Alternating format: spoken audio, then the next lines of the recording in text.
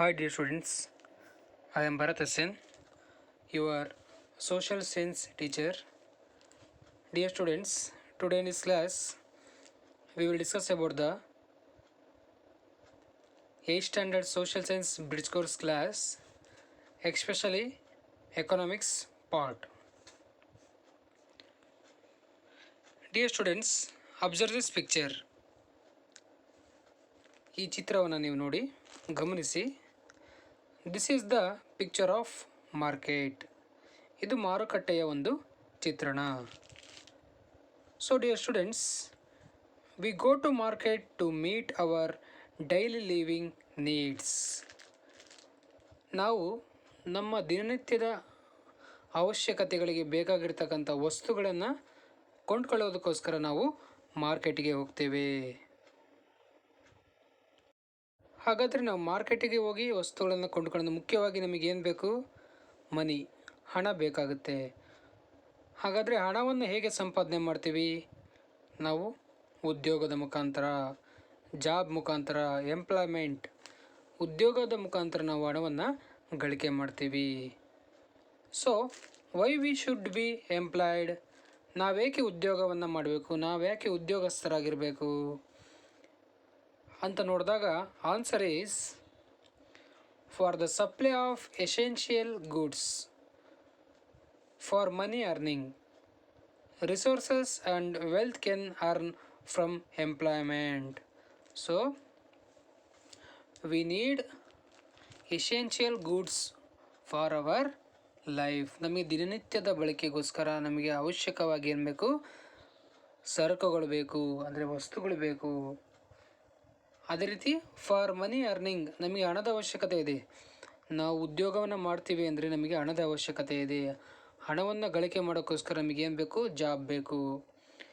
Next, resources and wealth can be earn from the employment. ಹಣದಿಂದ ನಾವು ಸಂಪನ್ಮೂಲಗಳನ್ನು ಪಡೆಯೋದಕ್ಕೆ ಸಾಧ್ಯವಾಗುತ್ತೆ. ಅದೇ ರೀತಿ ಸಂಪತ್ತನ್ನು ಕೂಡ ಗಳಿಸೋದಕ್ಕೆ ಸಾಧ್ಯವಾಗುತ್ತೆ. ಹಾಗಾಗಿ ಹಣದಿಂದ ಇಷ್ಟೆಲ್ಲ ಅವಶ್ಯಕತೆ ಇರೋದ್ರಿಂದ ಹಣವನ್ನು ಸಂಪಾದನೆ ಮಾಡೋಕ್ಕೆ ಏನು ಬೇಕು? ನಾವು ಉದ್ಯೋಗವನ್ನು ಮಾಡಬೇಕಾಗತ್ತೆ ಅಂತ ಹೇಳ್ಬೋದು. So economics is the study of wealth. So according to the Adam Smith, he was the father of economics. He says that economics is the study of wealth. ಅರ್ಥಶಾಸ್ತ್ರದ ಪಿತಾಮಹನಾಗಿರ್ತಕ್ಕಂತಹ Adam Smith was the father of economics. ಇಲ್ಲಿ ಒಂದು ಚಿತ್ರವನ್ನು ಕಾಣ್ತಿದೆ ನೋಡಿ.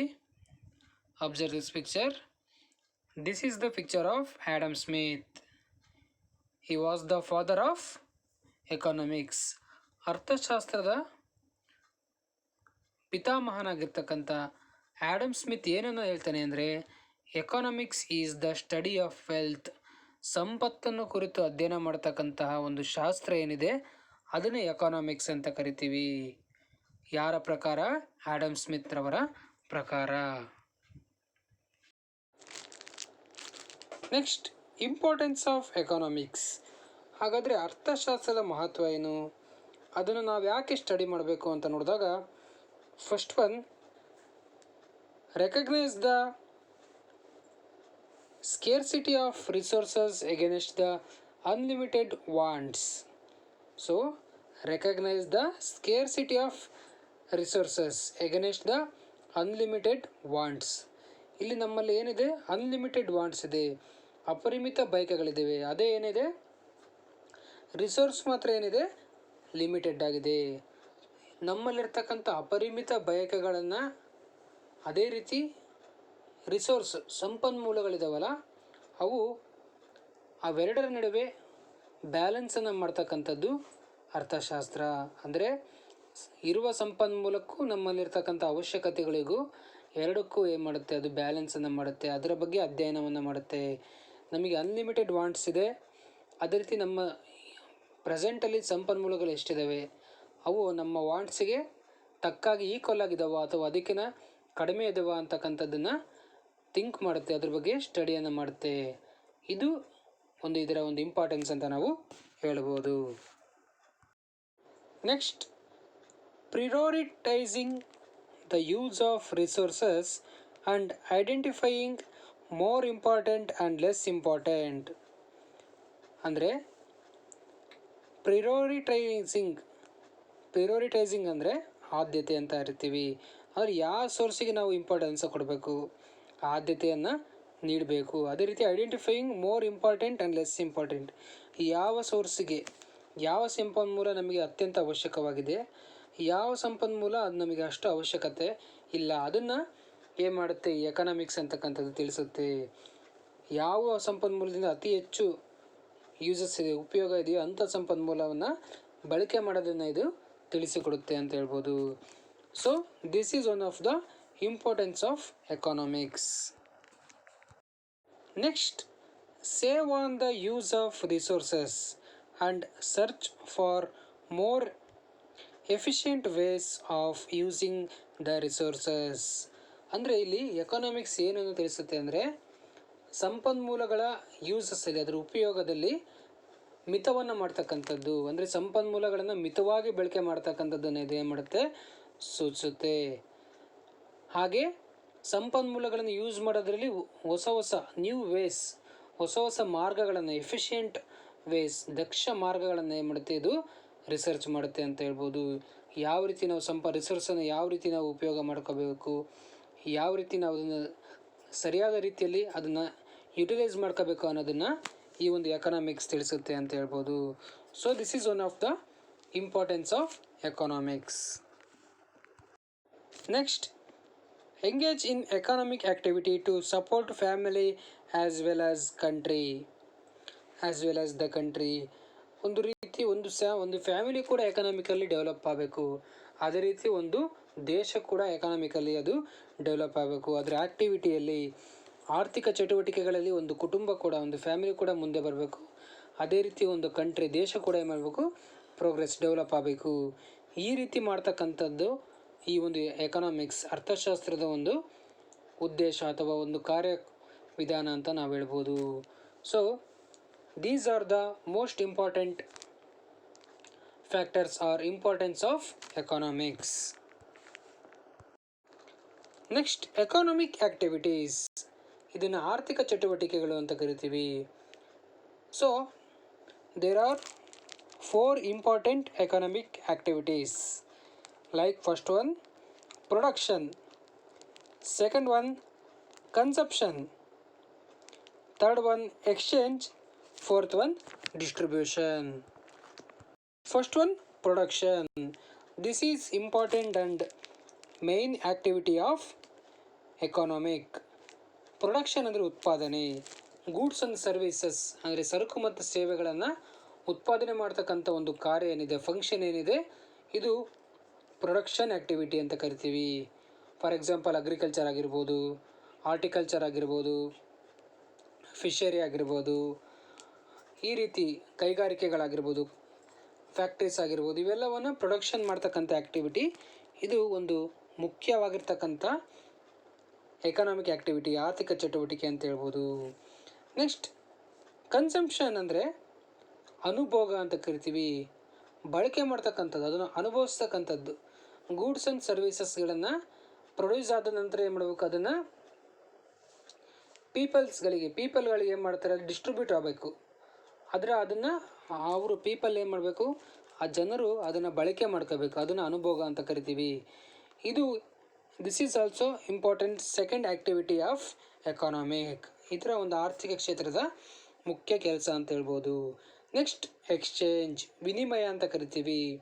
Goods and ಸರ್ವೀಸಸ್ಗಳನ್ನು ನಾವು ಮಾರ್ಕೆಟಿಗೆ supply ಮಾಡೋದಲ್ದಲೆ ಆ ಒಂದು ಸಪ್ಲೈ ಆಗಿರ್ತಕ್ಕಂಥ ಗೂಡ್ಸ್ ಆ್ಯಂಡ್ ಸರ್ವೀಸ್ಗಳನ್ನು ಬೇರೆ ಒಂದು ಕಂಟ್ರೀಸ್ಗಳಿಗಾಗಿರ್ಬೋದು, ಬೇರೆ ಸ್ಟೇಟಿಗಾಗಿರ್ಬೋದು ಟ್ರಾನ್ಸ್ಪೋರ್ಟ್ ಮಾಡ್ತಕ್ಕಂಥದ್ದು. ಆ ದೇಶದಲ್ಲಿರ್ತಕ್ಕಂಥ ಗೂಡ್ಸ್ಗಳನ್ನು ನಮ್ಮ ದೇಶಕ್ಕೆ ಇಂಪೋರ್ಟ್ ಮಾಡ್ಕೊತಕ್ಕಂಥದ್ದು. ಈ ರೀತಿ ಎಕ್ಸ್ಚೇಂಜ್, ವಿನಿಮಯ ಕಾರ್ಯವನ್ನು ನಾವು ನೋಡ್ತೀವಿ. So exchange is one of the important activity of economic. Next, distribution ಅಂದರೆ ಗೂಡ್ಸ್ ಆ್ಯಂಡ್ ಸರ್ವೀಸಸ್ ಅಂದರೆ ಸರಕು ಮತ್ತು ಸೇವೆಗಳ ಉತ್ಪಾದನೆಯಿಂದ ಪಡೆದಿರ್ತಕ್ಕಂಥ ಒಂದು ಆದಾಯ ಏನಿದೆ, ಇನ್ಕಮ್ ಏನಿದೆ, ಅದನ್ನು ಉತ್ಪಾದನಾಂಗಗಳು ಅಂತ ಕರಿತೀವಿ. ಫ್ಯಾಕ್ಟರ್ಸ್ ಆಫ್ ಪ್ರೊಡಕ್ಷನ್ ಅಂತ ಕರಿತೀವಿ. ಲ್ಯಾಂಡ್, ಲೇಬರ್, ಕ್ಯಾಪಿಟಲ್ ಆ್ಯಂಡ್ ಇಂಟರ್ಪ್ರೆನರ್, ಇದನ್ನು ನಾವೆಂತ ಕರಿಬೋದು, ಉತ್ಪಾದನಾಂಗಗಳು, ಫ್ಯಾಕ್ಟರ್ಸ್ ಆಫ್ ಪ್ರೊಡಕ್ಷನ್ ಅಂತ ಕರಿತೀವಿ. ಆ ಒಂದು ಇನ್ಕಮನ್ನು ಎಲ್ಲ ಒಂದು ಉತ್ಪಾದನಾಂಗಗಳಿಗೆ ಏನು ಮಾಡಬೇಕು, ಹಂಚಬೇಕಾಗುತ್ತೆ. ಇದನ್ನೇನಂತ ಕರಿತೀವಿ, ಡಿಸ್ಟ್ರಿಬ್ಯೂಷನ್ ಅಂತ ಕರಿತೀವಿ. So these are the most important economic activities. ಇವೆಲ್ಲವನ್ನು ಕೂಡ ನಾವು ಎಕಾನಮಿಕ್ ಆ್ಯಕ್ಟಿವಿಟೀಸ್ ಅಂತ ಕರಿತೀವಿ. ಯಾವುದು ಅಂತ ಇನ್ನೊಂದು ಸತಿ ಹೇಳ್ತೀನಿ. Production, consumption, exchange, distribution. Dear students, observe this picture. Factors of production, ಉತ್ಪಾದನಾಂಗಗಳು ಅಂತ ಕರಿತೀವಿ. ನಾವು ಯಾವುದೇ ಒಂದು ಸರಕು ಅಥವಾ ಸೇವೆಯನ್ನು ಸರಕುಗಳನ್ನು ನಾವೇನಾದ್ರು ಪ್ರೊಡಕ್ಷನ್ ಮಾಡಬೇಕಂದ್ರೆ ಮುಖ್ಯವಾಗಿ ನಮಗೆ 4 ಅಂಶಗಳು ಬೇಕಾಗ್ತವೆ. Land, labour, capital, entrepreneur. ಭೂಮಿ, ಶ್ರಮ, ಬಂಡವಾಳ, ಅದೇ ರೀತಿ ಉದ್ಯಮಶೀಲತೆ ಅಥವಾ ಆರ್ಗನೈಜೇಷನ್, ಸಂಘಟನೆ ಅಂತ ಕರಿತೀವಿ. ಲ್ಯಾಂಡ್ ಇದ್ದಾಗ ಆ ಲ್ಯಾಂಡಿಂದ ಏನು ಮಾಡ್ತೀವಿ, ನಾವು ಸಂಪನ್ಮೂಲಗಳನ್ನು ಪಡ್ಕೊತೀವಿ. ಲ್ಯಾಂಡ್ ಅಂತಕ್ಕಂಥದ್ದು ನಾವು ಪ್ರೊಡಕ್ಷನ್ ಮಾಡೋದಕ್ಕೆ ತುಂಬಾ ಸಹಕಾರಿಯಾಗುತ್ತೆ. ಲೇಬರ್, ಶ್ರಮ ಬೇಕು, ಶ್ರಮಿಕರು ಬೇಕು. ಶ್ರಮಿಕರಿಲ್ಲದೆ ಏನಾಗಲ್ಲ, ಕೆಲಸವನ್ನು ನಡೆಯಲ್ಲ. ಹಾಗಾಗಿ ಶ್ರಮ ಮುಖ್ಯವಾಗಿ ಬೇಕಾಗುತ್ತೆ. ಒಂದು ಫ್ಯಾಕ್ಟ್ರಿಯಲ್ಲಿ ವರ್ಕರ್ಸ್ ಬೇಕಾಗುತ್ತೆ. ವರ್ಕರ್ಸ್ ಇಲ್ಲದೆ ಏನು ಮಾಡೋಕ್ಕೆ ಸಾಧ್ಯವಲ್ಲ, ಗೂಡ್ಸನ್ನು ಪ್ರೊಡಕ್ಷನ್ ಮಾಡೋದಕ್ಕೆ ಸಾಧ್ಯವಾಗಲ್ಲ. ಅದೇ ರೀತಿ ಕ್ಯಾಪಿಟಲ್ ಅಂದರೆ ಬಂಡವಾಳ ಬೇಕು, ಇನ್ವೆಸ್ಟ್ಮೆಂಟ್ ಬೇಕು. ಇನ್ವೆಸ್ಟ್ಮೆಂಟ್ ಇಲ್ಲದೆ ಯಾವುದೇ ಒಂದು ವಸ್ತುವನ್ನು ಉತ್ಪಾದನೆ ಮಾಡ್ಕೊಳಕ್ಕೆ ಸಾಧ್ಯವಾಗಲ್ಲ. ಅದೇ ರೀತಿ ಇಂಟರ್ಪ್ರೆನರ್, ಉದ್ಯಮ ಬೇಕು, ಒಂದು ಸಂಘಟನೆ ಬೇಕು. ಈ ಎಲ್ಲದನ್ನು ಮಾಡೋದಕ್ಕೆ ಒಬ್ಬ ಉದ್ಯಮ ಬೇಕು, ಒಬ್ಬ ವ್ಯಾಪಾರಿ ಬೇಕಾಗ್ತಾನೆ, ಒಬ್ಬ ದೊಡ್ಡ ಉದ್ಯಮ ವ್ಯಾಪಾರಿ ಬೇಕಾಗ್ತಾನೆ. ಈ ಎಲ್ಲವನ್ನು ಇದ್ದರೆ ಮಾತ್ರ ನಾವು ಒಂದು ಯಾವುದೇ ಒಂದು ಸರಕನ್ನು ಉತ್ಪಾದನೆ ಮಾಡೋದಕ್ಕೆ ಸಾಧ್ಯವಾಗುತ್ತೆ. So land, labour, capital, entrepreneur, these are the factors of production. Okay, understand? Next, another important thing is sectors of industry or sectors of production. ಅಂದರೆ ಉತ್ಪಾದನಾ ವಲಯಗಳು ಅಂತ ಕರಿತೀವಿ.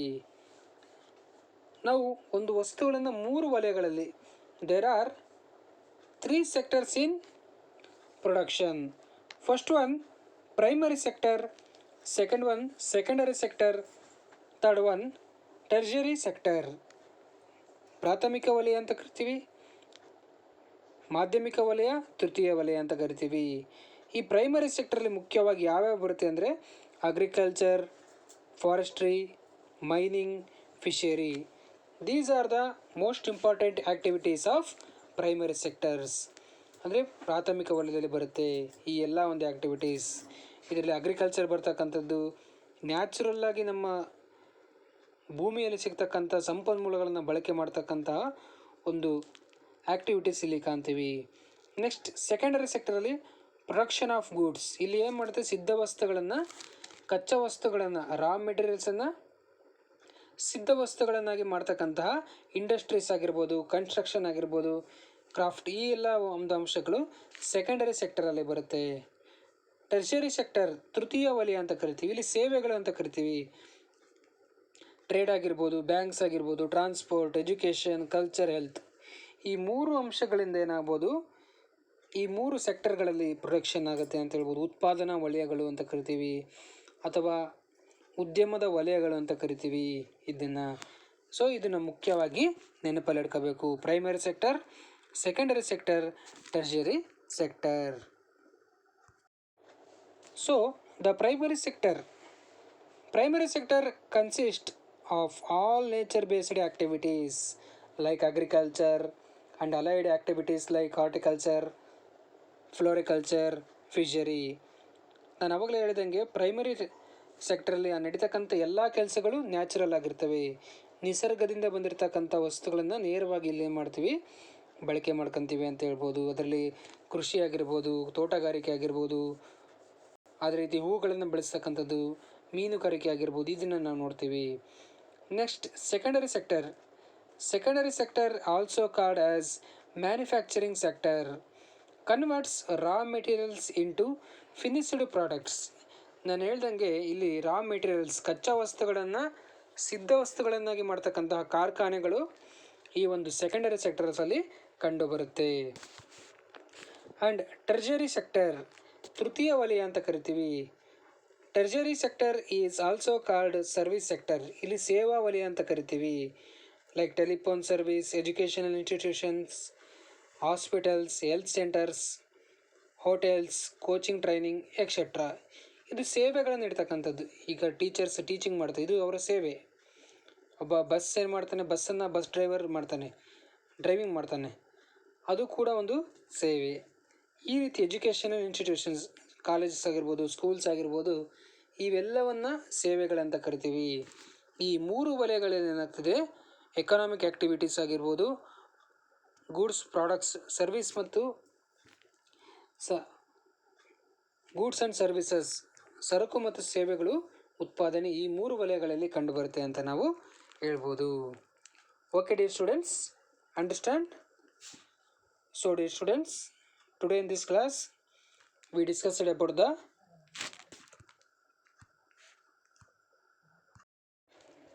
meaning of economics and importance of economics and factors of productions and economic activities and sectors of production. Okay dear students, in the next class we will discuss about the another important matters. Okay, write down the homework. 4 questions. What is economics? Who is the founder of economics? Explain the importance of economics. What are the factors of productions? Okay, students, thank you.